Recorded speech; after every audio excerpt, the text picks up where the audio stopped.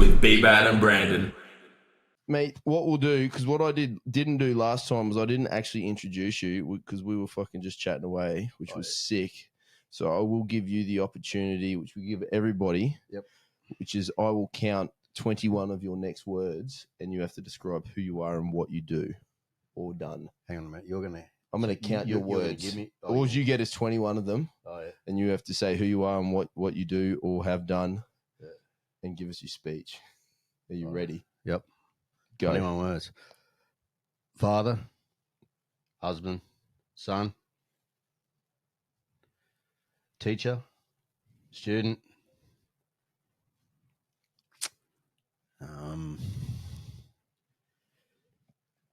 that's about it. That's enough. That's me. Simple is best. Meat and potatoes. Meat and potatoes. I would admit you're a simple person. Yes. Simple things. Yep. I like it. And and is your jiu-jitsu the same? Yes. My strength training's the same. Yep.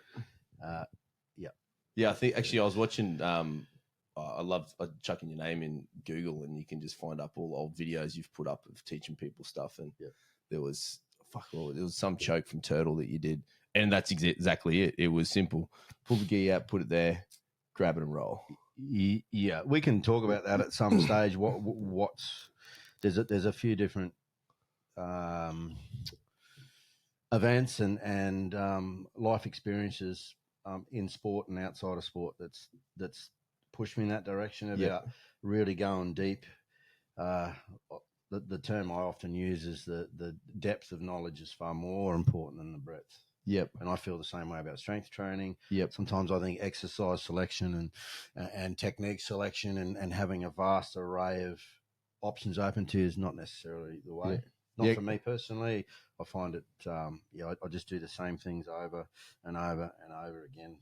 Because one of the things I wrote that I was going to ask, because I was super curious, because obviously you've been around since the very early days of MMA and fighting in Australia and then travelled overseas and still involved and seen it today. What was it like back then, just like general strength training? What was the concept and what were people doing as a part of their training regime then? I can only speak from personal experience because, as I said on the last podcast, I had a fair bit to do with Hazy. Yeah. With Chris. And he was big on strength training. Yep. Very big on it, actually, on being strong. But because he was a beast too. Yeah. Because he was heavyweight, eh? I think at his heaviest, he was about 105, 107. But just like his grip strength and he was pound for pound. Because I've wrestled, and trained with bigger people. But in his prime, the strongest, physically the strongest person that ever put their hands on me. Yep. But I'm sort of scratching the old grey matter there, trying to think back. But he had a bit of a bodybuilding type of a thing, I think. Because it wasn't lots of body part type work. And I don't remember Hazy doing compound lifts. He probably did. Because to be honest, I'd spent more time with him on the mat than his strength training. I don't think I was worthy, to be honest. Didn't make the cut. No, not strong enough for those, especially in those days. But he, from memory, he did a lot of work with dumbbells. If anything, I think the topic of strength training in MMA warrants lots of conversation because it's only my opinion. But I think it's because I think MMA in particular is such a young sport. You got all types of. It must be confusing for young athletes. They've got all different variations of and approaches to it. There's all sorts of modalities you can look at, and everyone, all these coaches are probably trying to put the stamp on themselves too. Correct, right? Mate. And obviously. There's certain things about martial arts and strength training that I think are objective, like they're a hard and fast rule. And there's certain things that are subjective, which is how you feel about it. And like any form of art, like painting or anything else, you do over a sustained period of time, you do have to put your own slant on things and your own inject your own personality into it. So take strength training, for example. some people just aren't into their grunt work. They just don't want to do back squats and deadlifts and presses and bench and weighted chins. And they don't want to do it. Yeah, and that's your meat and potatoes. Yeah, and for me, I think it's absolutely essential. Yep. Because I've always thought, and this is just like a general rule, like you should be able to squat at the very least your own body weight, and ideally more than should be able to bench body weight. Should be able to deadlift double body weight. The thing about particularly strength training, and I'm probably talking out of my wheelhouse. More obviously, you're a professional. But I've only picked up what I've picked up over the years. But for me, obviously, like any other modality of athleticism, there's genetic ceilings and potential you got. Yeah, but absolutely. Grunt strength, like just getting stronger, there's no excuse for anyone not to be stronger than what they are. Yeah, absolutely. And unless you're an experienced lifter, and you've hit your ceiling. But even if you're naturally, like, how can I put it, as opposed to explosive power, you could have the best Olympic, it's been my experience, you could have the best Olympic lifting program on the planet. All the sports science and plyometrics and your vertical jump, which is a benchmark to measure explosive power, might improve by a centimetre over 12 months because it's genetic. You've got what you got. But strength, that grinding strength, anyone can improve that with time under a barbell. Yeah, exactly right. But a lot of the other stuff, is a little bit more you're predisposed to it or not. But strength training for me, the older I've got, I just don't think anyone's got an excuse not to. Everyone can be stronger. So within reason. Yeah. So some, just even talking, just particularly for fighters, part of their regime should include some sort of basic strength work. It should. For a lot of different reasons. So if you want to look at polarities and take I'll start with like my age group and demographic. That's clearly not competitive fighting, but strength training takes on a different meaning. It's injury prevention. Absolutely. I could go through a whole gamut of sort of things on this, but doesn't matter what category you fall into, there's a reason to be strength training. So my age group or older, it's injury prevention. Yeah, absolutely. Hobbyists, which is again me and a lot of the guys I coach now. If you're only on the mat 2 to 3 times a week, and nobody talks about this. You can go to a lot of conventional jiu-jitsu schools and you're trying to fumble through techniques that 18 to 25-year-olds are doing that train 20 hours a week. Now, if you're only doing 2 or 3 days a week, if you're not only doing meat and potatoes, if you're not just doing the basics, you're wasting your time. You're just gonna, So solid basics, just the real white belt type jiu-jitsu, honed over 10, 15, 20 years. So if you fall into that category, strength training a must, because if you're physically strong, that if you're limited in the amount of content that you know, if you just know the basics, which I classify myself that way. I don't know a lot of the new stuff. But if you're physically strong, you'll shut down a lot of things. Just through isometrics, that tension and that strength. And so if you're in that category, strength training is important. And then you sort of backtrack all the way to your younger athletic kids. They need it for performance. Exactly. At the end of the day, no one ever loses anything competitive.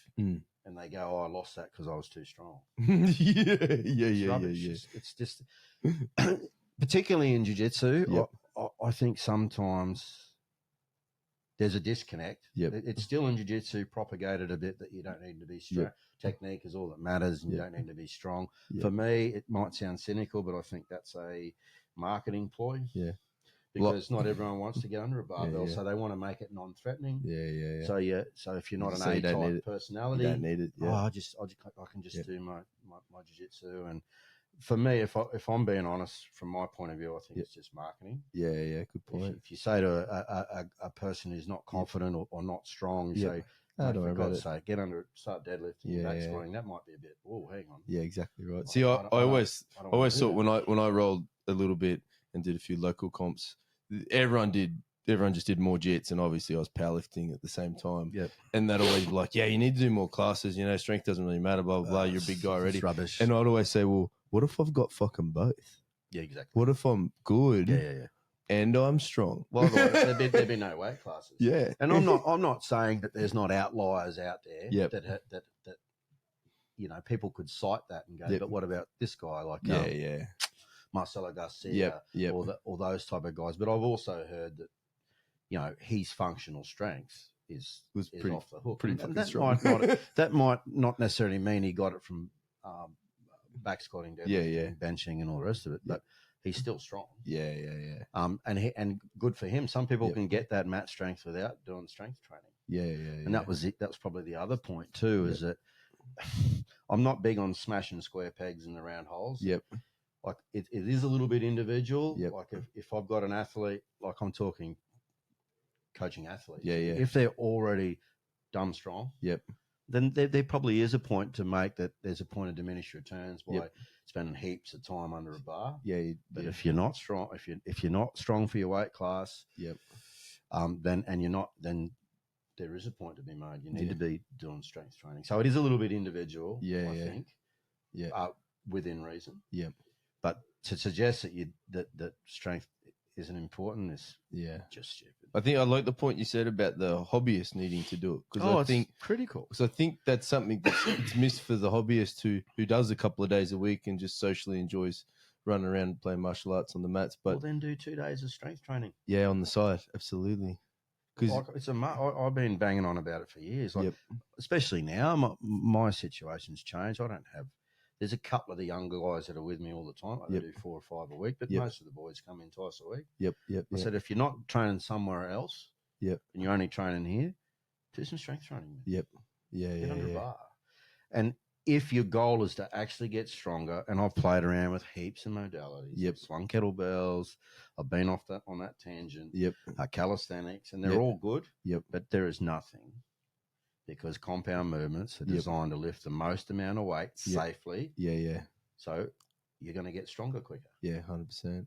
So barbells, the powerlifting type of model, back squat, deadlift, and their derivatives, bench press, front squats, all different things, push presses. And they are the quickest way to get strong. And I think I like the like the concept that comes with that. That's like time bang for buck, right? Sure. if jits or fighting or the other thing is more important to you, then I'm looking back. You like that? When I watched the video, sorry to interrupt you. How good. You like that? That's going on a t-shirt. Yeah, that's Louis Simmons' best from Westside Barbell. Fantastic. One of my favorite quotes, and it just makes sense in everything that you do, because weak things do break. Yeah, for sure. For sure. Just to do a combat sport or any sport where there's contact, it suggests that you don't have to be strong. It doesn't make there's usually people who propagate that have been told that from someone else. So it's dogma. It's not actually how anyone feels for the most part. They feel that way because someone else has told them. And martial arts in particular, there's a lot of tradition and superstition. Oh, you don't need to be strong. That's rubbish. Absolute rubbish. Strong certainly. And if you're strong because you're a concreter, good, excellent. Well, that covers that ticks your manual box. labourer. I did 3 hours in the garden this morning. I'm half dead.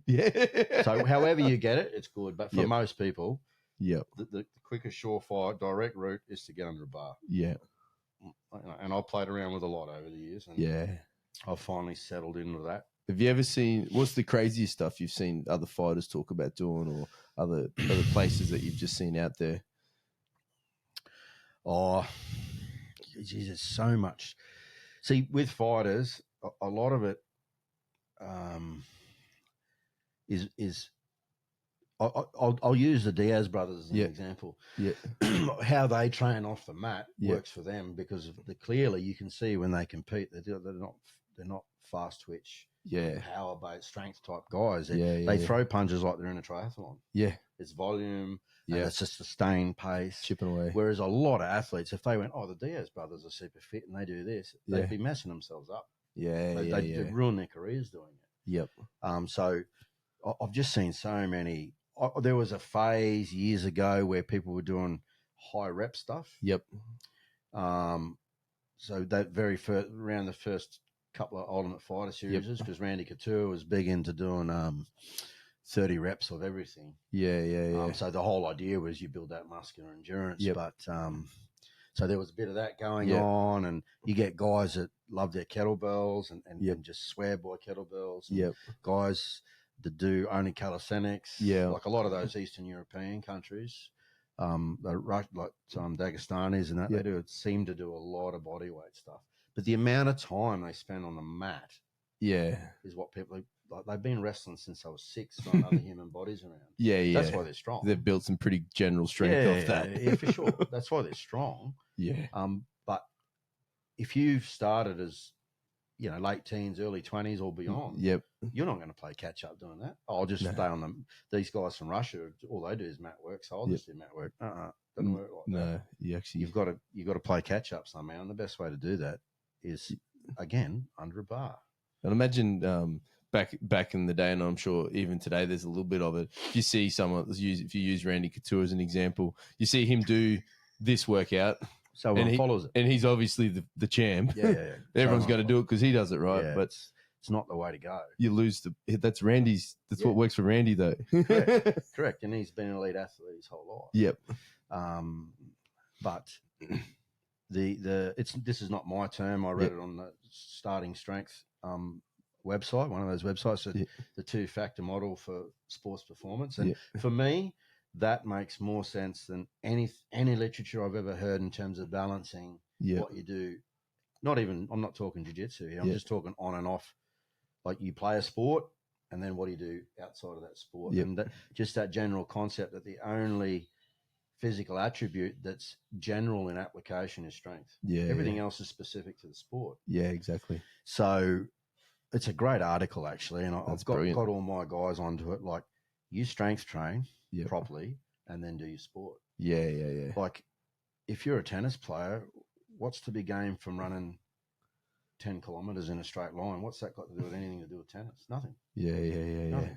You do strength training. Granted, it doesn't have to be as much as a strength athlete. Yeah. And then you do heaps of tennis. Yeah, exactly. But like muscular endurance, getting back to that 30 rep thing. Yeah. Basically, if you're doing, in my opinion, if you're doing higher rep weights because you want to get better muscular endurance for your sport, you're double dipping. Yeah. You're double dipping. You get muscular endurance for your sport by playing your sport. But just go do some more grappling. Correct. And your ceiling for muscular endurance is going to improve if your relative and absolute strength goes up. Then your endurance is going to go up. Yeah, it'll come with it. So, That's it's made the most sense to me of anything that I've ever read. Is that like you do your strength training, and they're not the only guys who sort of push that narrative. There's a few guys out there now that are just going, do the grunt work, do your strength training, and then the rest of the time's on the mat. And then I don't run. I will not run. Like boxing and Thai boxing's got a strong culture of road running. But I never did. Yeah, right. I did strength training. And then everything else was on the mat. Just more rounds. Muscular endurance is built for jiu-jitsu by doing jiu-jitsu. Yeah. Cardiovascular endurance for jiu-jitsu is built by doing jiu-jitsu. Yeah. And the only thing for me that's general and it's in its transferal to the sport is strength training. Yeah. Fitness is an interesting one. So, like, for when you were fighting, what were you doing for fitness yourself? Just more rounds in itself? Rounds. Just lots of rounds. Yeah. That makes sense because you even do more of your sport too, right? Yeah. Because there are more things away from your sport, running, gym, whatever it is. Probably, to be honest, there's only hill sprints, like something loaded on the legs where you sprint up, and then like that interval type stuff on a set of stairs or hills. Probably the only thing that I found had a direct correlation to conditioning on the mat. But certainly long runs. But hey, if you like long runs because it clears your head and you feel good about it, then go ahead and do it. Yeah. But it's not necessary. Yeah. That's an individual thing. If you want to do it, go and do it. But is it necessary? No.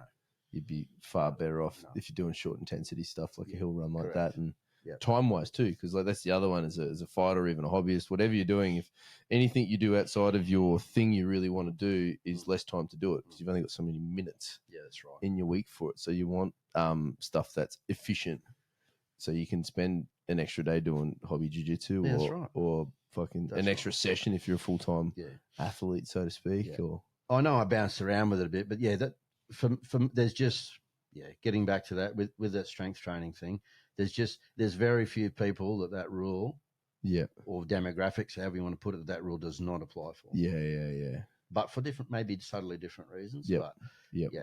Building armor and being, you just, everything's, you're harder to hurt. Yep. Injury prevention, performance. I'm happy to debate that with anybody. Yep. Yeah, I always got a joke in the gym, and I said I've never heard any of my clients complain about being stronger. No. and I think most people just don't, because it's hard, man. Yeah. And you lose it real quick if you're not doing it. Oh yeah. And it's just a constant. You've just constantly got to be doing it. Absolutely. It's a perishable skill. Yep. And people just, a lot of people don't want to do it. They don't like weights. And I've found over the years as a coach, it's a lot of the technique, what I call technique junkies, and that's awesome. Yep. But they tend to, sometimes guys who really embrace the mat and just want to get better technically, they avoid the gym. Yeah. And the same can be said the other way around. Heaps of guys that there's some glaring technical holes and they just go and do more CrossFit. Yep. So get on the mat. So to find it in the one person is not as common as you would think. Yeah. That's only been my experience. So again, subjective. You have some. You've got some experience. Yeah. It's only, again, like all of our opinions are all, we're all sort of built off a framework of our experiences in life, but it's, I could count immeasurable amount of times I've, had those conversations with the real technical guys that just get folded and twisted in knots. Yep. It's like, mate, just get under a bar and we'll get you stronger, eat some more food. You get eat a cheeseburger. Frustrating as a coach when you see that. Like you're like, man, I told you like X number of times ago that maybe some barbells would be nice. And you just got folded up like a deck chair by the dude who was stronger. I fucking told you. Yeah, that's right. I'm a little bit more philosophical as I get older, and that saying about leading the horse to water, you can't make him drink. So it's even if you push their head in. All you can do is suggest and mentor and gently guide people and go, hey, this is a good idea. My favorite is when they come back to you and say, man, have you heard about doing this? And you're like, no, not at all. Tell me more about it. Actually, that'd be great. But it's like being a school teacher and knowing when someone's doing their homework or not. I can tell if I'm working with someone and I work with them for a while. I can invariably go, you've been strength training. I have. You'd feel it straight away. See, like even one of my real good mates, Benno, he trains. He's just a hobbyist, a purple belt, and he's a really good footy player in his day, and he's had short knees for ages. And I know it's counterintuitive. You go, hey boys, do some back squats. It's really good for your knees. I'll go, what? Because what does everyone say? My knees are shot. I can't do back squats. And he finally copped to it. And he rang me and he goes, how good? And I said, told you, man, it's full contact yoga. It's full contact yoga. I got a sore back. We'll do some back squats and do some deadlifts. If it's done correctly, it's so therapeutic for your body. And I've got a couple of the boys that are much younger than him that are doing this with their knees. And I've been saying to the boys to get, be like Benny, do some back squats. The pain goes away. Then I'm not a doctor. But for me, it's all things lead back to my favorite new client is my stereotypical client. It's the one that comes in and they're like, oh, my back's a bit this and my knees a bit, just in that initial conversation. And then it's like, oh yeah, no drama. So we're just going to do some squats. And then, oh, I can't, my knees hurt. I said, yeah, no, I know they hurt, but I'm just going to show you something you've never thought about. And I'll just do it differently. So just thinking they're not about to squat. And then all of a sudden you're like, yeah, now just sit on that for me. And you show them 3 things and then they do it properly.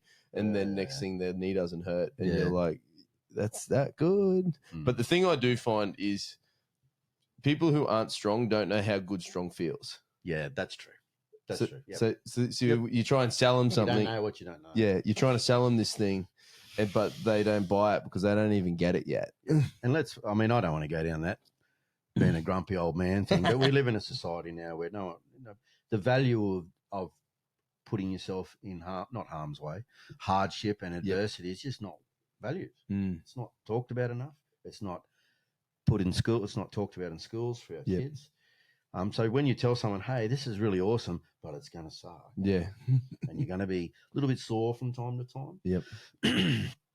and especially when you start getting up in weight, and Yep. like I'm big on that whole linear progression Yeah. thing. Once you, even though it only might be 1.25 kilos on either side, 5 pounds. Yep. So it's like, I've never, each workout you're doing more than you did the time before. Yeah. Once you start getting heavy, that's a couple of times a week. You're looking inside yourself. Going, yeah. So, the benefits that pays in terms of your character and stuff is, when you're doing stuff that you're not sure if you can do it, and then you do it, and you're successful, and and you get exposure to that every week. It's so good for you for the rest of your life. Yeah. Did you see that happen a lot with when you coach like new people for jits or MMA in the time where someone came in, they were a bit quiet, a bit shy, a bit unsure of themselves, and they stuck with something, and then you can see personality shifts in who they were, and confidence come through just doing MMA or jits, etc. I miss that about teaching kids classes. And I haven't done a lot of it for a long time, but that is particularly true with youngsters. Yep. Like that, it's true for adults because, but just not as much, because adults' personality, our personalities are formed. It doesn't mean it won't help with, like, I know more than anyone, depression and mental health, and all those. It's just such a powerful coping mechanism for those things. Yeah. But in terms of having an impact on your core values, your character, it's definitely more so. My experience with kids, you really see it with young kids, and when I say kids, anything from 6, but even like teenagers, that's a big one, because teenagers, that's an awkward time in life. Yeah, absolutely. Yeah, for sure. It's one thing I often thought, because it's funny you mentioned kids, was it'd be cool to see a martial art land in a school scenario syllabus and be a part of a curriculum. Yeah. In terms of, producing truly elite level people, if it's not in the scholastic system, I mean, Australia's starting to get there with jiu-jitsu for sure, with your Craig Joneses and that, of course. But if it was in schools like wrestling is in the United States, that's when it would. If jiu-jitsu was in schools, it would, and kids were doing it as part of their education, that's when you'd really see elite level. There's just like rugby league and union are in a lot of schools, right? Particularly high schools. High schools of excellence now, haven't they? You can go to Nudgee College on rugby scholarship. Yeah. And that's why it's debatable with rugby union how strong we are, but that's why we've because it's in our culture. Yeah. Kids do it growing up. Yeah. And then all the discipline and all the side products that come with doing something elite sport like that, I think is exceptional. But I think it'd be cool just from a young age to see kids doing a martial art like jits in a school system, part of a PE or even a standalone class. Like what they would get out of that physically and mentally would be exceptional. But even that, segueing what you're just talking about there, and it's funny, like your background's in strength, mine's in martial arts, but in terms of developing kids, I'm not even talking about getting a kid from 7 or 8 years of age to elite level, Olympic, whatever it is. That's another matter. But just in general, like Eastern Europeans do it like this, like Russians and stuff like that. Their athletic preparation for kids is far more important than the skill of the sport. Yeah. So making them agile, strong, fast, flexible, good endurance and all that. Like for my son, for example, for me, it's more important that he develops athletically than technically. In his chosen sport, whatever it be, rugby or whatever. Like those early years, I think that the focus should be on developing the athlete. Yeah, absolutely. And then the technique comes as you that'll come with time, right? As it comes with time, Yeah, absolutely. Sure. And the cool thing is, I know you put up a little recently your son hitting some weights, as well, which is super cool. We talked about before the podcast started. I come from an era. I'm glad it's been debunked. Yeah, but you still get people who are resolute about it. That strength training for kids. I still see it. I get it with some people. The bone, the growth plates. The growth plates. Yeah, it's rubbish. The boy's been strength training for the last 3 or 4 years. So cool. Yeah, and he does his back squat and deadlift and a bit of press and I nothing love it. crazy. But yeah. Mate, I had this chat with someone not so long ago, and that we're talking about their kid doing some weights, and they're like, "Oh, you shouldn't go too heavy." I said, "Why?" He didn't really have too many answers. Yeah. And then there's a Olympic lifting Canadian coach, and I think it's her daughter. She puts up videos of, and she's 12 years old, and maybe I've seen that. I think she clean and jerk like 90 kilos, bro. It's insanity. Yeah. And I said, here, have a look at this video. I said, here's a 12-year-old girl clean and jerk 91 But kilos. have a look at some of the comments on that, though. They would have gone to town on it, civil right? do-gooders. Yeah. That's terrible. That's child abuse. And no, it's not. You just got to look at their training age. That girl's probably been doing it since she was 3. Yeah, that's right. She's got more skill and understanding on how to move barbell than most humans on this planet. And actually, we had it happen recently. One of our guys did a 3 lift. He would have been 12, I reckon. And his dad must have reached out to some media, or the ABC picked it up, and they got some great footage. And his dad got interviewed and stuff, and put it up on the Facebook and everything. And yep, sure enough, at least maybe a third of the comments are just the same thing. And it's like, he shouldn't be doing it. What's his dad doing? And blah, blah, blah. And it's like, doesn't matter what the activity is, mate, or what it is that you're doing. If you challenge the narrative, then you have to expect blowback. That's just the way it goes. Yeah. Once you start saying things that maybe a counter culture or counter what the popular narrative is, you're going to get blowback. Yeah. Whether you're right or wrong. You're going to get blowback all the way. Yeah. Because I love it. I know for us, because our powerlifting fed, I opened it up to literally any age. Yep. If you're under 16, you can come lift in any of our comps and it's free. Yep. Just come and have a crack. So then I even opened up state records for 0 up to 10, and then from 10 our federation kicks over. So last year, one of our clients' kids, 18 months, deadlifted at our deadlift comp, little plastic. 18 months old. Classic. So cute. Little plastic barbell. Cool. Picks it up, and we got fireworks to go off behind her. Yeah. She was so fired up. Yep. It was so fucking cool. And now she got a state record. I think it was a kilo. Yeah, nice. So rad. Perfect. Yeah, it's perfect. But it's so cool. I mean, it's great to see. And like you, I've trained quite a few kids from young age through to teens and young adults, and you see the personality shift of them as a person and the confidence, because in our gym as well, it's predominantly elder adults. So these 12, 10, 15, 16-year-olds are now mixing with 20, 30, 40, 50, 60-year-old professionals. Yeah. And just what they get from that interaction is extraordinary as well. I was saying to you in your lounge room, mate, like the gym environment doesn't have to be jiu-jitsu or martial arts, but the gym environment, if kids are interacting with adults, that saying, I use it, it takes a village to raise a child. I firmly believe that. Yeah. Male or boy or girl, it's not an agenda thing. Yep. They have interactions and interactions with as many different positive adult role models as they can. They'll be more balanced as adults when they become adults. Yeah, absolutely. Massive. I think it's really important. Yeah, to have those interactions and input and with other people other than parents. Yeah, absolutely. I know, like for Kendra, she comes in and just plays in the gym now, and Jay Lee will just be in the back banging away, and I'll be coaching, and one of the many clients will be at the front playing blocks, drawing, or Kendra will just be running around the place. Well, you mentioned that she fist bumps. Yeah, like everyone. A lot of kids, even by that age, are they're quite, but probably because she's had that. That's her safe place. Yep. Around it's all these big brutes dropping things on the floor, and that's a unique environment. Yeah. And she's certainly not startled by noise, I can tell you that. I've banged away some of my biggest deadlifts, and she's sitting there playing dollhouse and doesn't give a shit. Yeah, cool. That's cool. I'm like, where's my high five? But she's recently learned how to say more daddy or more whoever, insert name. Yep, so whenever you're doing a few reps, she'll go, more daddy, more.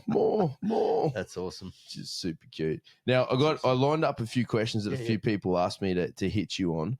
Some people were super curious about your time with Steve Irwin.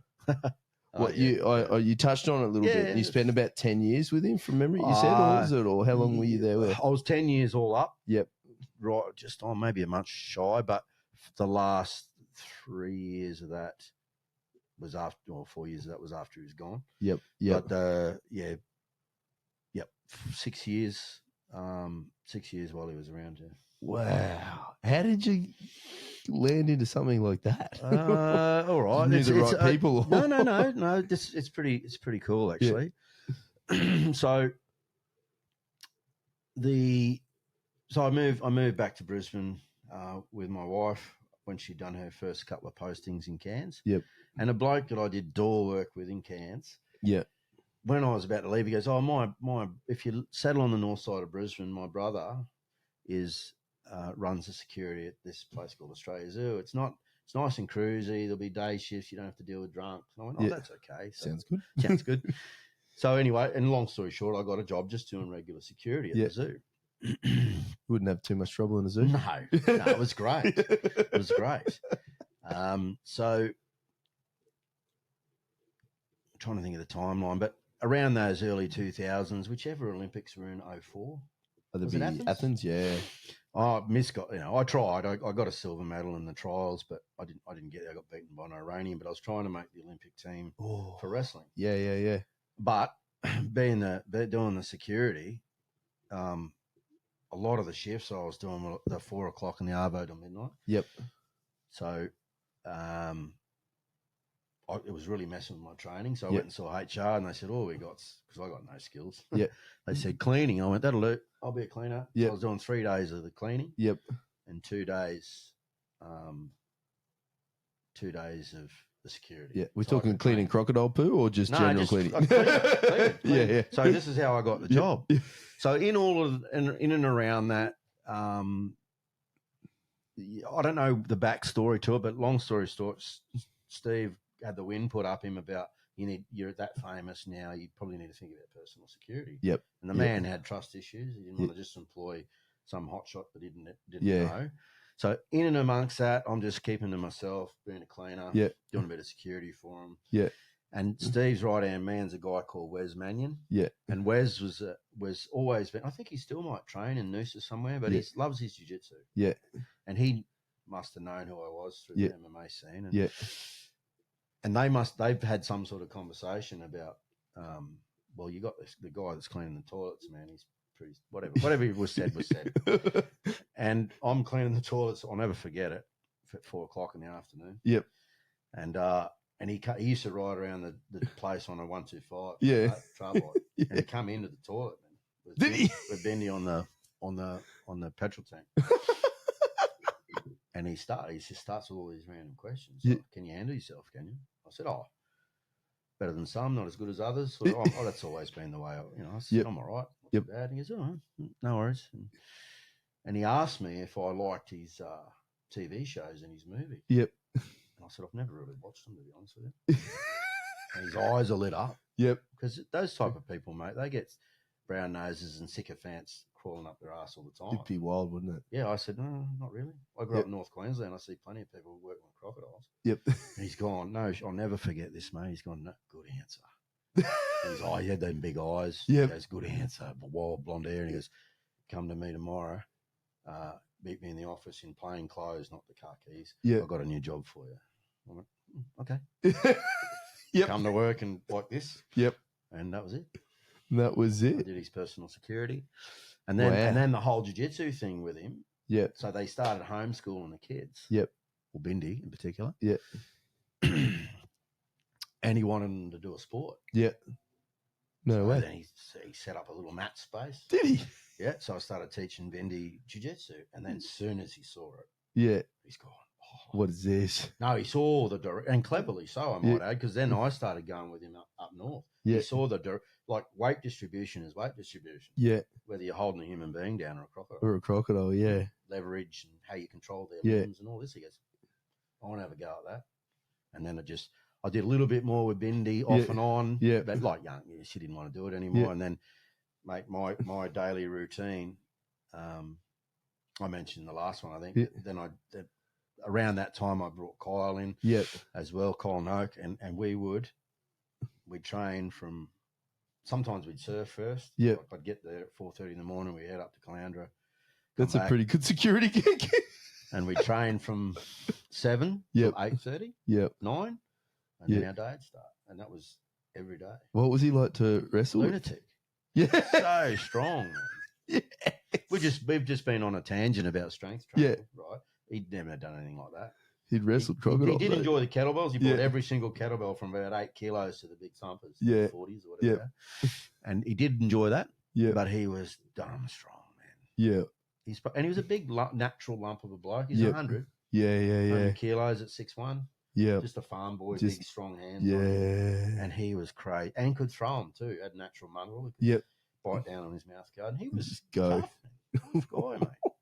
I mean, he died when I think he was only 40 when he died. So he wasn't that old. Mid-30s, but was a really good footy player again. As a kid, bad knees, had chronic knees. Yeah. Duct tape. He had all the money in the world and he would refuse to buy strap and tape. He duct tape both knees. And we'd be jerking it out. Really? Yeah, 5 days a week. 5 days a week. That's insane. And you talk about jiu-jitsu. Yeah. And I know this is a public forum, but I'm sure he wouldn't mind.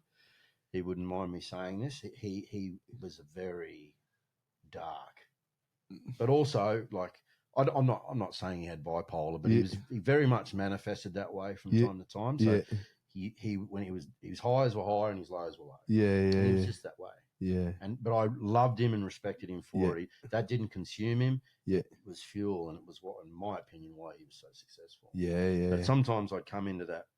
So how he had it all set up. Yeah. I'd see him walking around because the mat space was near his house, near his office and stuff. Yeah. And literally I could see the cloud with the lightning over the top of him. He'd be just filthy over something that happened. He used to go to bed 11 o'clock at night and get up at 2:30. Wow. And that's because prime time for America. He do a lot of his computer and phone stuff, interviews and business stuff. Yeah. So he was wired. No coffee, never drank coffee. Damn, he was built different. He built different, mate. And I'd see it in him. Yeah. Not every day, and it was only sometimes that I'd see it with him. And he'd be dark, and he'd be putting his wrestling boots on and taping himself up, and there'd be no just the two of us. Or sometimes with like, it's going to be a tough one today. Nothing. He wouldn't say anything. He'd be dark. Yeah, wow. But then the colour would start coming. He'd start warming up, and at the end of it, he was grabbing me and hugging me, going, "Thanks, mate." And he'd, like the training had. So as a younger guy, I watched that, and I watched the positive influence training has on someone's mental state. Yeah, absolutely. He was a different guy after he trained.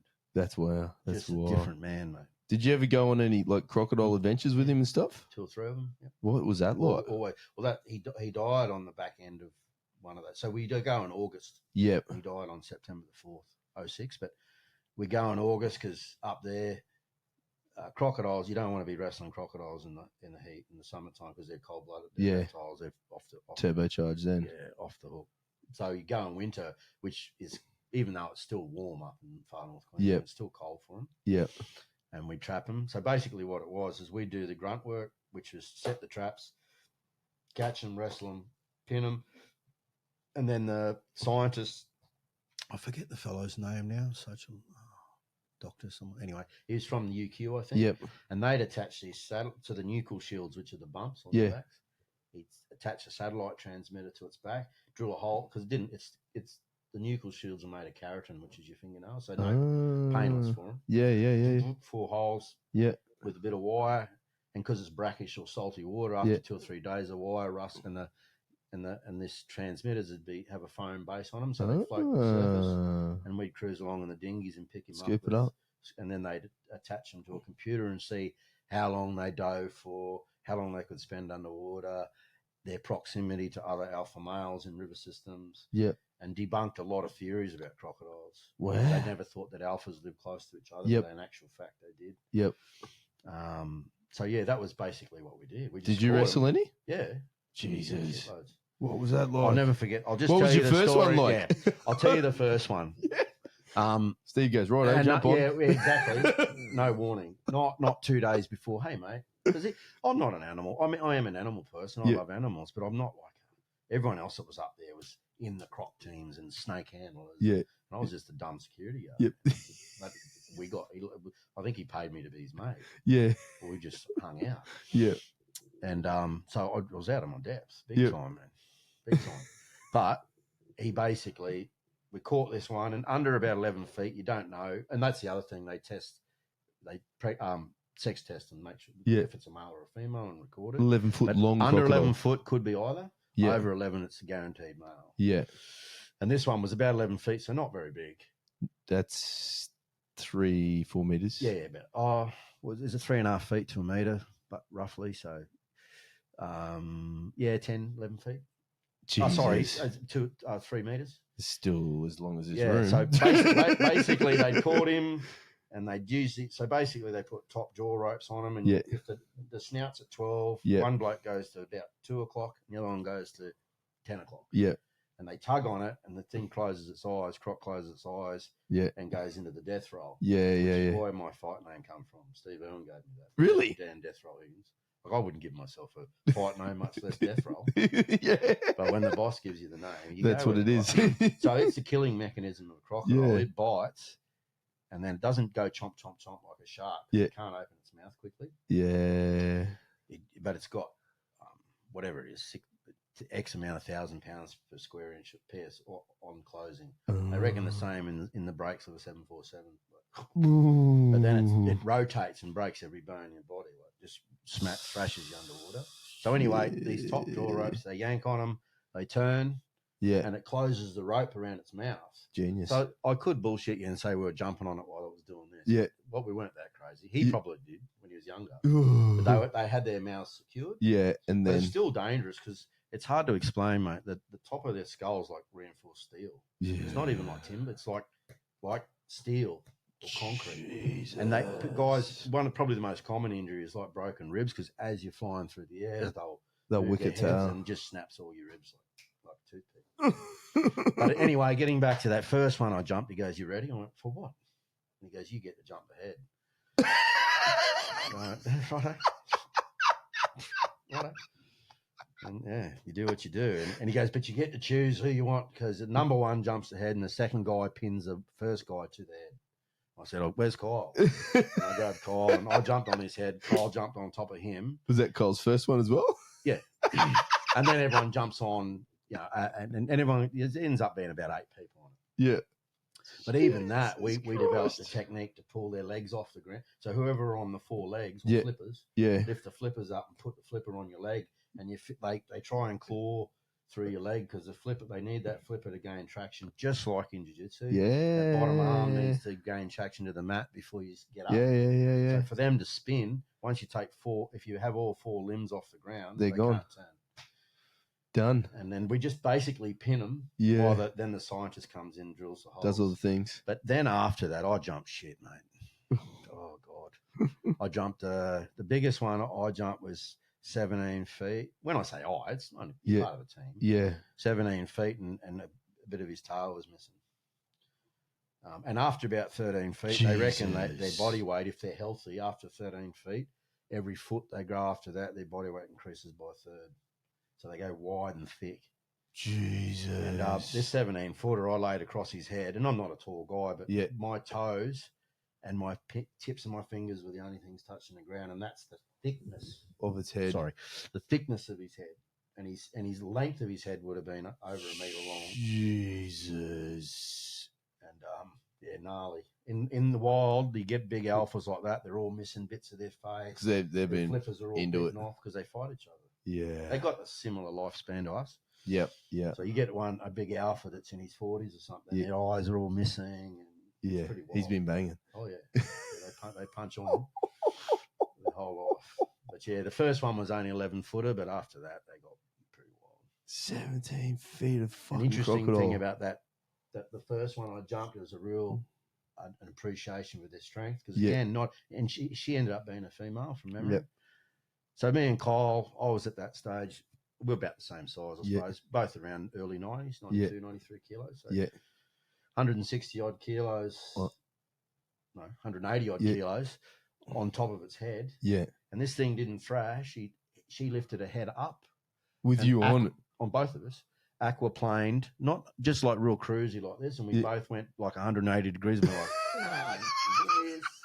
And then she just lost interest and put her head down, and just laid there nice and mellow.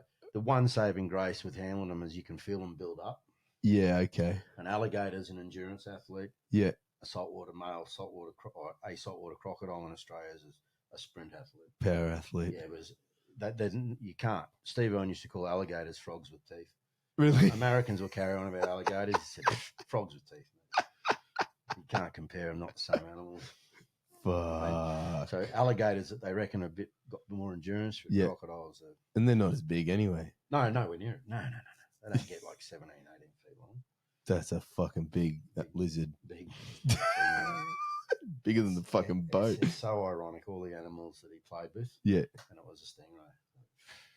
Yeah. Crazy. But yeah, that's a Steve Irwin story. Sorry, it's that was my favorite. Everyone, I was chatting to a few people at the gym. I said, "Oh, Dan's coming back." They're like, "You've got to ask him about Steve Irwin." Yeah, lunatic. Yeah. Good man. It was. Yeah. Would have been cool time to work. Yeah, it was. He was really good to me, and I know it's a bit self-serving to say this, but he taught me a lot. Taught me how to be a parent. I watched how he interacted with his children. Yep. I took a lot of lessons out of that subconsciously or consciously even. Yep.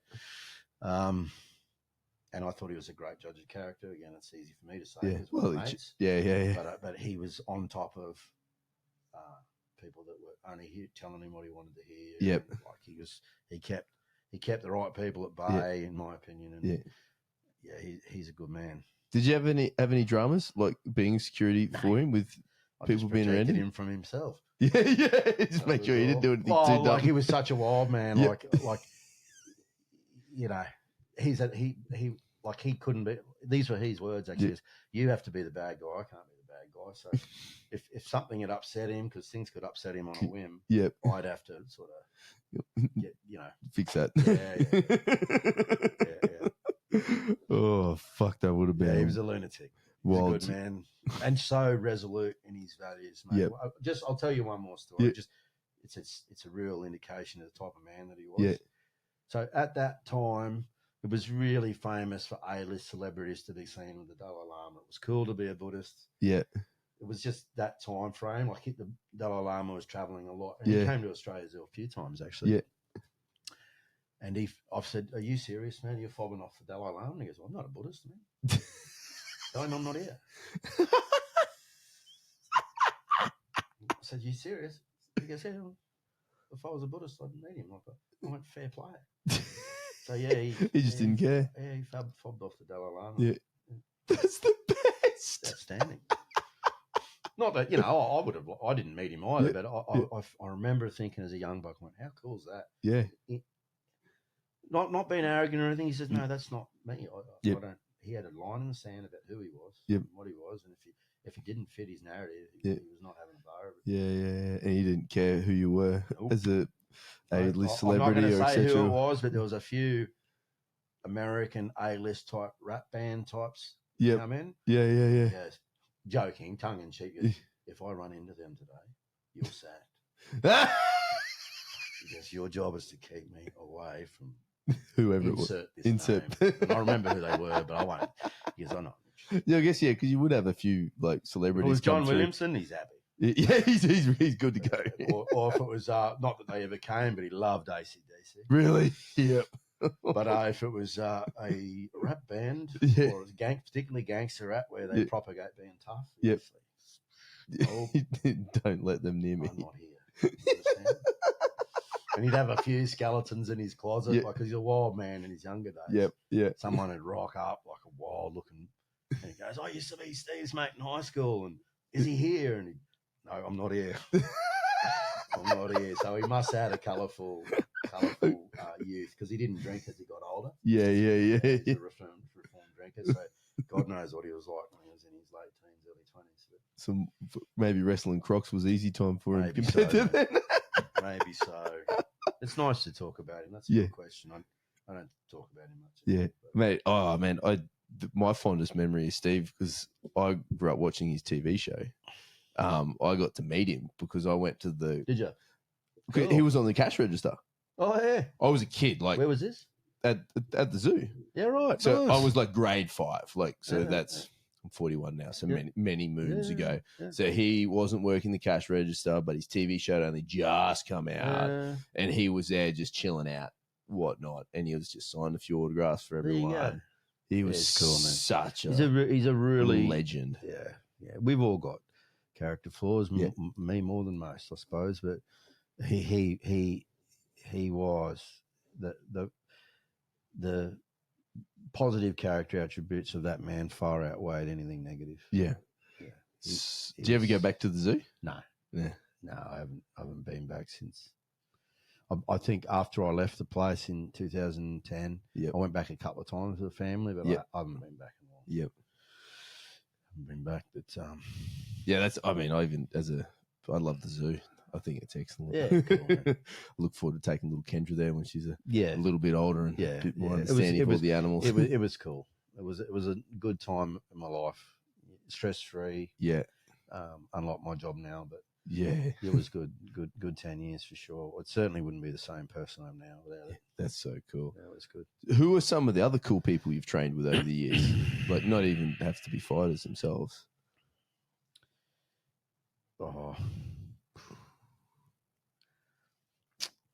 Look at, not sort of celebrity types that anyone know, not really. I've done. I suppose if you want to go down that track, I've done work with. I haven't done for a lot of seasons now, but when I was in my prime and somebody everyone knew about, I suppose I did work with the Broncos for a few years. Hey. I worked with the Queensland Reds. Yep. So there's some interesting anecdotal stories about which ones were just crazy strong. People often ask that know about that. Who were strong, who weren't. Who surprised you. And so I had a lot to do in the Webke days. Gordon Tallis, the Berrigan brothers. Brad Thorne, those kind of characters. Fuck, Brad Thorne would have been tough. Interesting you should say that. He was absolutely, and not even close. Was anybody else in terms of considering he wasn't a grappler. His physical strength. He could bench, he'd not just bench me off him, but he'd throw me across the room. Because he's quite long. It's not short, like a Tony Carroll or something. He's quite fit. And you expect them men to be strong because they're your Webkes. And they were, don't you? If I tried to run against them in a football game, they'd just get away. So they were on my terms. Right. So, but he was an animal. Brad Thorne, physicality wise, heads and shoulders above it. Like just my experience with him. And were they very curious and willing and wanting to learn grappling? Or some just saw? Some hated it.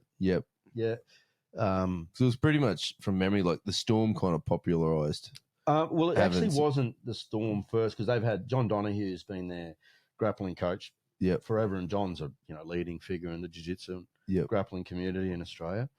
But I could be wrong, but I actually think it was either Hazy or I spoke about Billy Turner, I think, on the last one, the legend. Albert might have been the first one to sort of push that. And I think he might have originally been just doing stuff with Sunnybank for rugby. And then because of the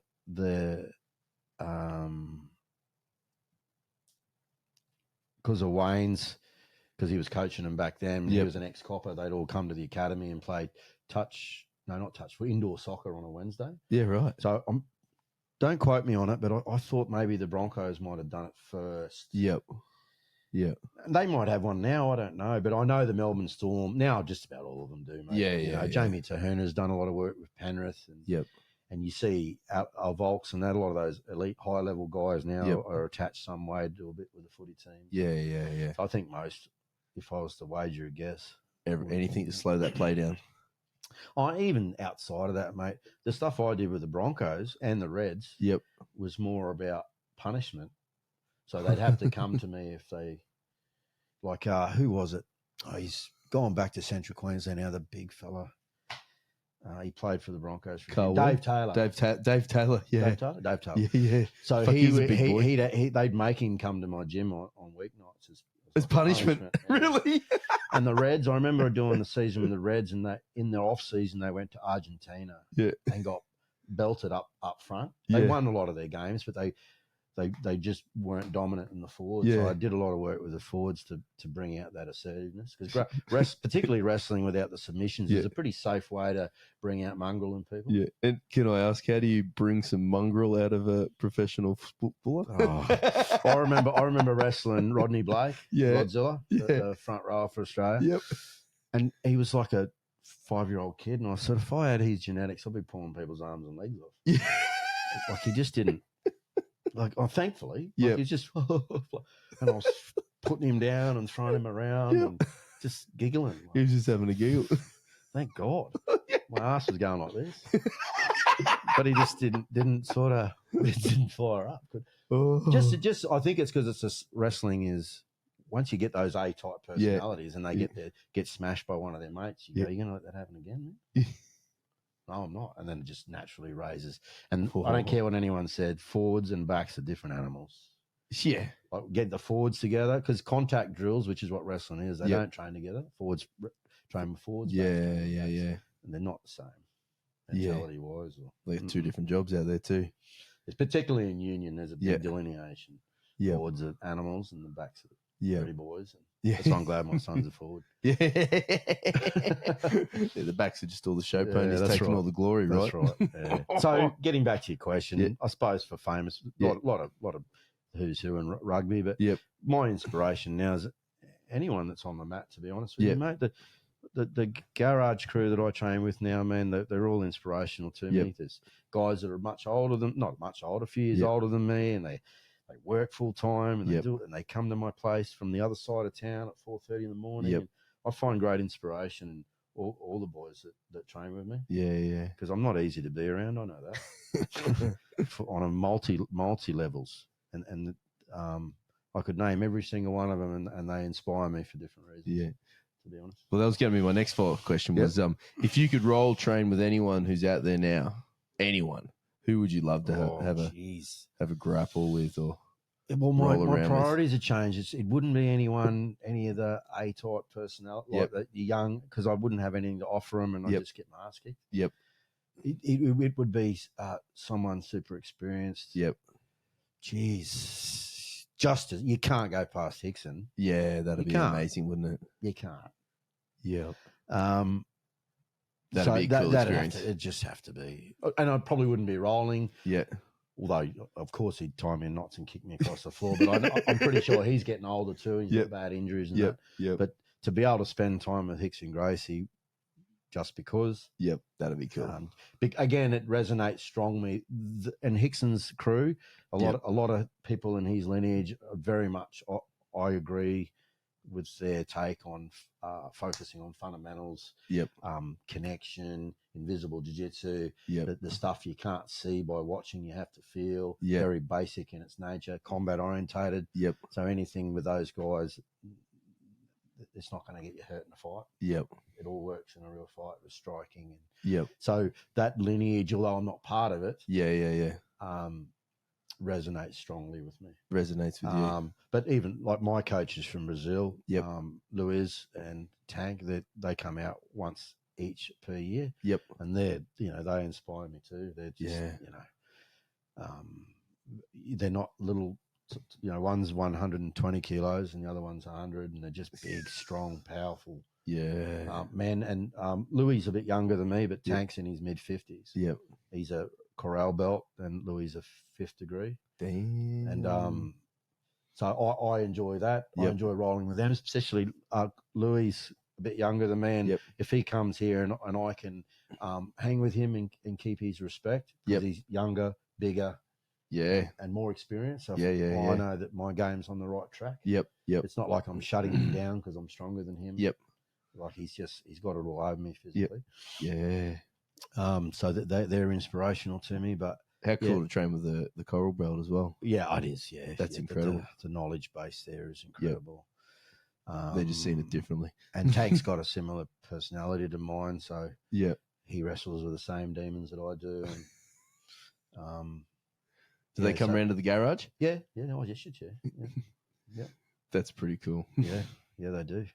So the other question I got from everyone was, how do people train in the 4:30 a.m. crew? What gets you an invite into such a mad environment? I imagine a special person's got to be there. It's not what people, because again, I've still got that horrendous. I'm sure I do. I'm sure there's people out there. I've got a lot of detractors from the early days. Yeah. So people assume it's that still, that it's an elitist and everyone's a killer. Yeah. No, they're not. Half of them are middle-aged men like me. Yep. It's character. Yep. And it's every gym's no different. No gym's any different, mate. There's a certain culture. Every jiu-jitsu gym, I'm quite certain, there's different cultures. Even to the music they listen to. And, you know, so it's really an extension of that, or that under a microscope, because it's a small environment. Yeah. So unless for a start, you've got to be. If you take yourself at all seriously, don't bother. Yeah, because the shit gets hung on you at all times. If you show any weakness, if you're overly sensitive, don't turn up. So it's very 1985 in the sense of humour. Yep. So you've got to be okay with that sort of thing. Yep. Are you with me? The boys' locker room type humour. Yeah. It's pretty ruthless. So that's there. And just be a good person, because it's my home. Yeah, exactly right. That's your house. You're inviting people to. I'm not having shit bags in my house. Yeah. So I had it at Integrated, guys that I'd trained, and then I found out later on that they were doing standover work for bikies, and I'm not dealing with that shit, mate. Yeah. I only want good people, family people. Yep. So it's not about being a killer. Yep. Or an elitist. You've just got to fit in with the boys. Yeah. That's it, really. Fit in with the boys and be a good person. Yeah. Because again, especially as I've gotten older, I've got this real strong pull about moral and ethical responsibilities and obligations, and I'm not teaching someone to strangle someone unconscious who's a lunatic. Yeah. I use that word lunatic as a term of affection. Yep. Because I'm naturally drawn to nutters. Yep. Because I'm not real stable at the best of times. But I mean lunatic in the worst sense of the word. Yeah, absolutely. If they're violent. Yep. If they go to the pubs on the weekends and hurt people. Yeah, I'm not interested. It's not what we're teaching them for. It's like giving them a handgun. So you need to take that out in public. Yeah, it's a superpower. Yeah. And so I'm very cognizant and conscious of that. Yeah. But just be a good person. You'd have to probably objectively, from the jiu-jitsu standpoint, you'd have to take on board my take on it. It's only fundamentals. Don't come to me. I said it on the last one. Don't come to me if you're trying to be a sports jiu-jitsu champion. If you want to learn how to defend yourself, then come to me. If you want to learn jiu-jitsu that works in a fight, come to me. So that's probably from a technical standpoint. It's, I have a distinct view on it. That's not to say I don't respect the other stuff. I think there's too much of that goes on. People have got their views and they shit talk whatever anyone else is doing. I have no doubt there'd be a whole bunch of young kids in Brisbane now that in a purely sporting context would turn me up. So I wouldn't even know what they're doing. Probably get vertigo as they turn me upside down, flipping around, drop me on the head. What was that? But for actual fighting and being able to defend my family and stay safe in my workplace. And most of the people I train with are doing it for those reasons. It keeps them safe in their occupations. I've had a lot of war veterans and people of that nature that it's helped them with their mental health. They're not on the medication that they used to be on. Cool. All these things bring me immense pride. So it's probably take this opportunity to, because I do hear that from time to time, that people think that it's a room full of killers, and yes, proportionally there's a lot of experience in there. It's not like a normal jiu-jitsu pyramid in a gym where the higher the rank, usually there's less of them. There's more black belts, then there's less browns, and there's less purples, and the least amount we got is white belts. And that can throw people sometimes if they're a ranked novice. They go, oh. But in actuality, it's the best environment to be in. You got, you're not going to get hurt. Start. How cool to be a new person or very new to the sport, and all of a sudden everyone's like I would say the average time. Some of those men that are training with me now have been training with me for 20 years. Wow. But the average, if you were to average it out, it's probably 10 years. Yep. There's some that have done way more, and there's Yeah. obviously, I've got a couple of white belts that have only been doing it. They're all mates of mine from work. Yep. They've only been doing it 6 or 12 months. Yep. But the average is quite high. Yeah. But that's not to say that, none of the boys, I've got a couple of younger guys who compete, but it's not that kind of environment. Yeah. People still have that, I think, have got that attachment or view of me with that elitist, you got to be this, and this. Yeah. And it's taken me a long time to unpack in my own head. For me, it was 5 days a week or don't bother. Yeah. Years.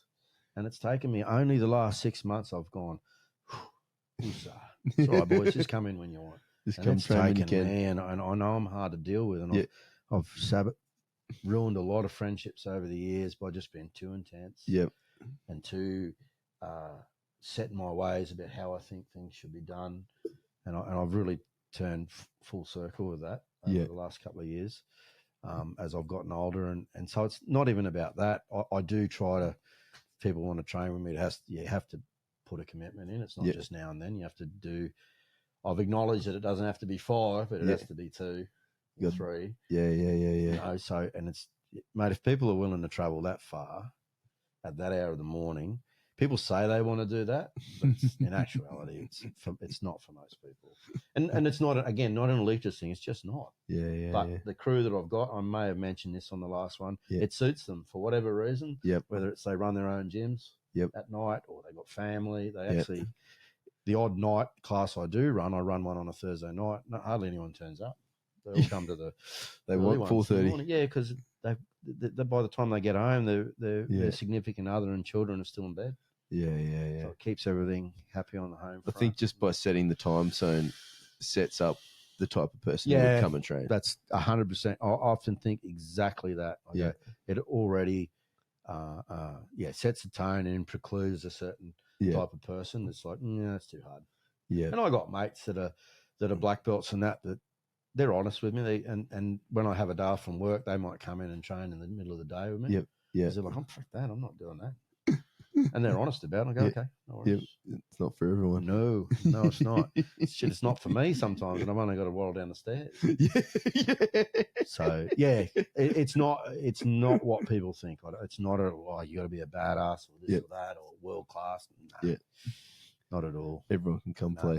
In fact, as a coach now, I said this on the last one, maybe, that I got a lot of street cred for no particular reason. Yeah. If you got an A-type personality, like a lot of those boys did, Kyle and Adrian, a lot of the boys, then really you don't have to be a great coach to make those people tough. Yeah.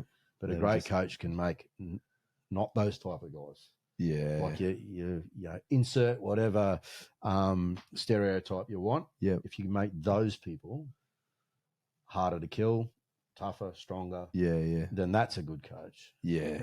That's a good coach, not someone who was an A-grade rugby league player 3 years ago and now he does CrossFit. And already elite. A high-level power lifter and he has an understanding of his body. Anyone can make those people good. Yeah. In fact, YouTube could probably make those people good. Yeah. If you got the right brain for it. Yeah. That's not what I'm about anymore. Yeah. Mate, it's great time because we got actually 10 new questions. Beautiful. So, and these are completely random and strange, like last time. Okay. Are aliens real? I would think it's arrogant to suggest that the whole universe is set up just for us. I find that I'm not like there's one in the sky. I'm not like an alien person, but no way we're the only ones out there. I refuse to believe that. Favorite kids show growing up or even now? Easy. Shaun the Sheep. Shaun the Sheep. Any parent knows what that is. That's a classic. That's a good one. Shaun of the Sheep. Oh, and when I was a kid, it had to be, which is why I started martial arts, had to be Monkey Magic. Oh, Monkey Magic. I remember those of you are old enough to remember that. I remember that. That was a fucking classic. Awesome show. Now, you're about to set up and run your own podcast. Who would you like to have on it?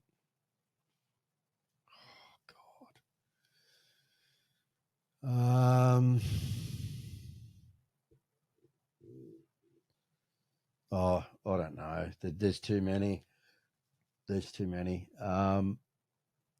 I'd probably, you know who I grabbed first? And he's a mate of mine. I haven't spoken about him. He's an influence. Officially, I help him with his jiu-jitsu, but do you know who Paul Cale is?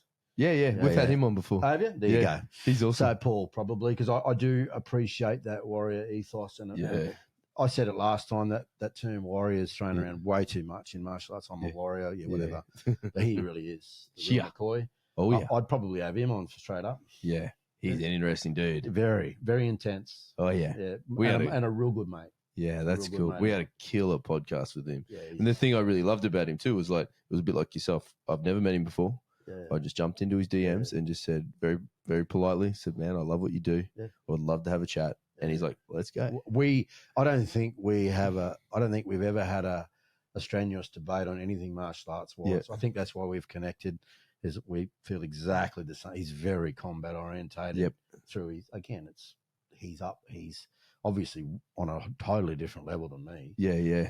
So his experiences in warfare and that have really shaped his views on martial arts and how it should be approached. Yeah, and I completely concur with everything that he says. He's a wild man. He's got kill or be killed scenarios, right? That's the real deal. Yeah, he's on another level of intensity, in my opinion, another level of intensity to me. But I'd have Paul on there. I'll JJ on there for sure. That'd be sick. Yeah, he'd be first up. Favorite memory of school?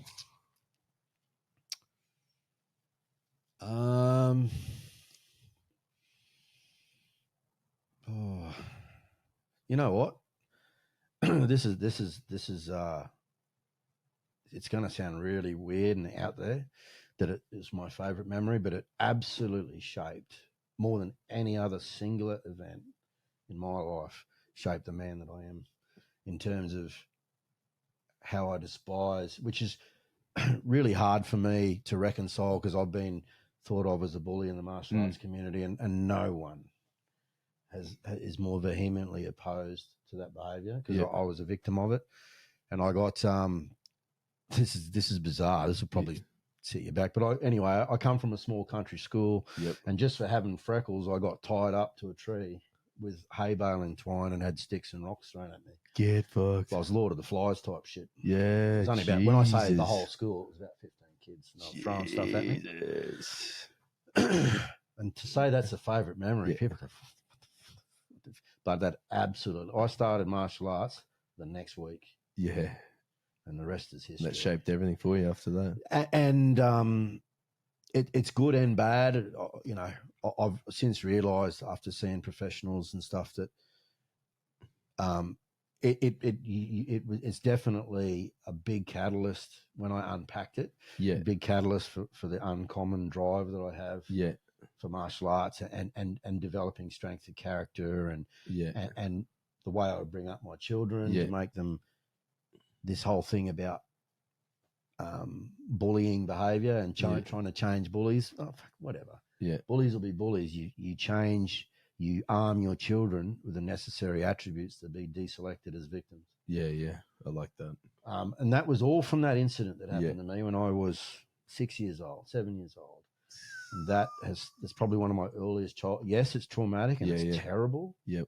And shouldn't happen to anybody. Yeah. But it's 100% favorite / strongest childhood memory. There you go. It's a bit deep, isn't it? I like. Yeah. There you go. YouTube channel that you subscribe to. What's your favorite one?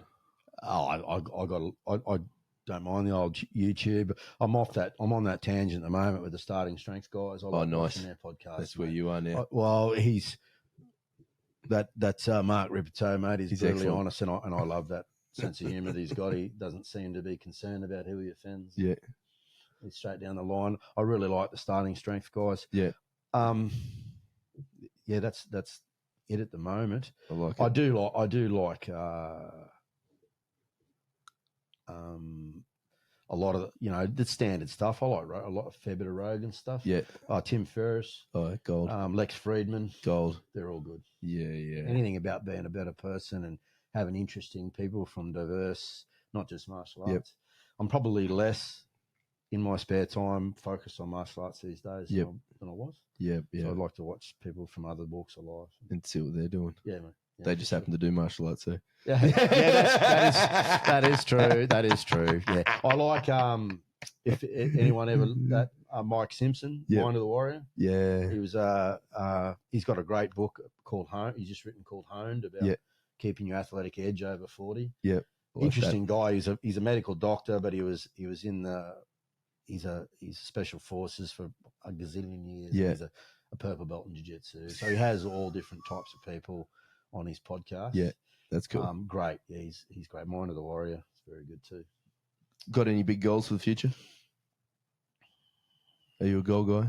I am, but they kind of pop up. Like the last one, I was just successful in my application to be a dog handler. I am someone but they just kind of pop up. Yeah. It's not like I got anything. Yeah. In the future, I just want to be, in terms of my own thing, not really. I just want to get stronger. Nice. Keep getting stronger, and my goal is to see my kids become capable, high functioning adults. That's Love it. it. That's it. I don't really have much for myself, to be honest. What's the next animal you want to eat?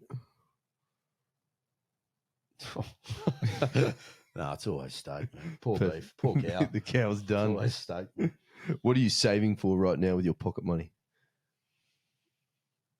Whatever the kids need in their future, mate. I do not long for anything or want for anything for myself. No. That's so cool. If given a choice, I'd have these jeans in 10 years' time. Yeah. The same times if they wouldn't wear out. They work.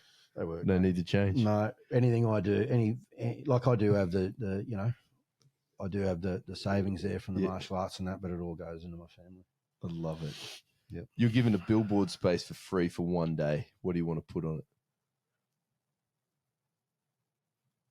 Put your big face on it? No. As I'm driving down Montpellier Road. No. Definitely not my face. I don't know. I'm really big on this whole, I don't know how you'd articulate it on a billboard, but I'm really big on this whole idea of I'm right into stoicism, stoic philosophy. Oh, nice. And the idea of putting yourself, micro-dosing, if you will, on hardship. Yep. And that we live in a society now where it's all dumbed down and placated, that everything's got to be comfortable. And I just don't, I hope young people in the future will see the validity in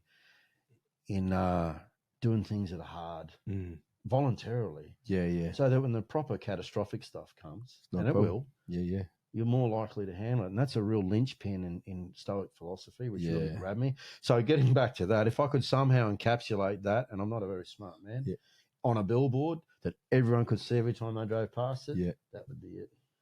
Family tradition, do you have any?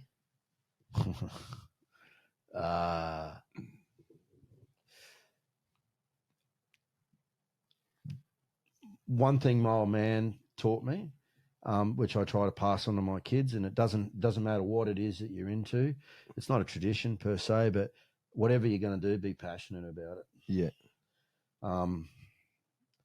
And work hard at it. So that's a family tradition. Outside of that, drinking beer probably. Yep. I know they're two opposite ends of the spectrum, but if you're going to be drinking beer, be good at it. Yeah. And if you work hard, you deserve a beer. Yeah, that's right. That's right. So, not really family traditions. Yeah. Playing sport was always, I spoke about it on the last one, playing sport, especially for the boys. I know I shouldn't say that anymore, but the boys, combat sports. Yeah. There's a tradition with that. My uncle and my dad and my grandfathers and great uncles, and they're all wrestlers and boxers and different elks. But that was, and that's something that my son's doing. Yeah. So that's a family tradition. There you go. Yeah. That's cool. Yep. That's 10 questions. Right. We're done. Bro, thanks again. You, appreciate that. I feel like we got 10 more podcasts to do over the next 5 years. I know I'm a waffler. Yeah. And I think we'll do them every time, mate. We'll chuck up some contact details for anyone who's keen to reach out and say good day. Yeah, mate. Yeah, just don't. A lot of people don't know. I still got that. I feel like I got that big bad wolf moniker going on, but it's seriously not the case. Yep. People have to understand with training with me, it's more than anything. If I knock someone back, it's because the dance card's full. I got a 5x6 meter garage. Yeah, yeah. And that's it. How many can you fit in there? That's the room. Do you know what I mean? And it's, it's that my wife and my children live there, and anyone that's got a family will appreciate what that means. Yeah, absolutely. So yeah, that's more what it's about. It's just, usually, and that happens if I lose a couple of guys, I'll usually start looking around for a few more to come. Then they'll it's not an elitist thing. It's just really logistics. Yeah, it's a capacity. But by all means, reach out. And I'm happy to have a chat with anyone, despite my reputation. Legend. Thanks very much, bro.